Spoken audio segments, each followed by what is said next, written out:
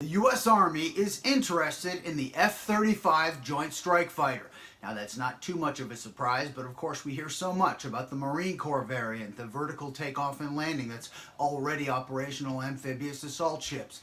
The Navy F-35C that's going through preparations for the first of its kind carrier-launched stealth fighter. And of course the Air Force F-35A, which has been deployed already around several key parts of the globe.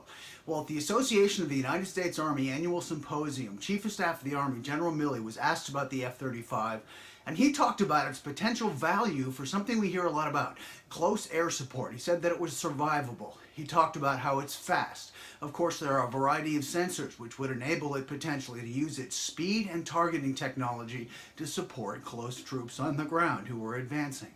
This pertains to an ongoing close air support analysis with initial operational tests and evaluation between the F-35 for close air support and the much revered A-10 Warthog. Historically, ground troops have celebrated and been very, very grateful for the A-10 above their ground fight, in part because it saves lives. There is an analysis as to whether which platform might be most uniquely suited for close air support.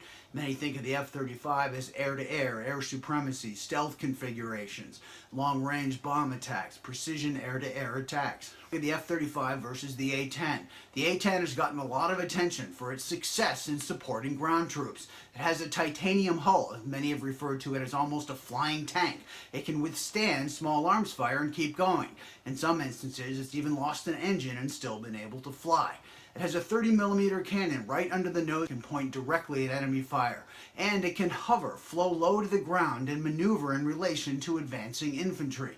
All of these are a number of key attributes that over the years have been very useful to ground troops.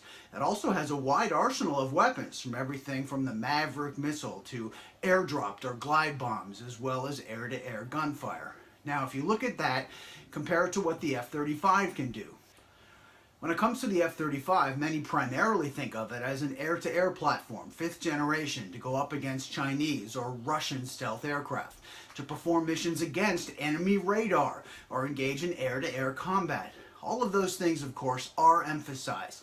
At the same time, many are making the point that with its array of sensors, and even as some call it a flying computer and its 25mm gun over the left wing, it can perform close air support missions.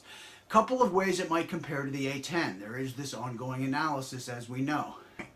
Now, one of the things that's important is that the F-35 could potentially use its speed to outmaneuver enemy ground fire. Also, it could be at a much higher altitude because of its long-range sensor, distributed aperture system, EOTS, or electro-optical targeting system.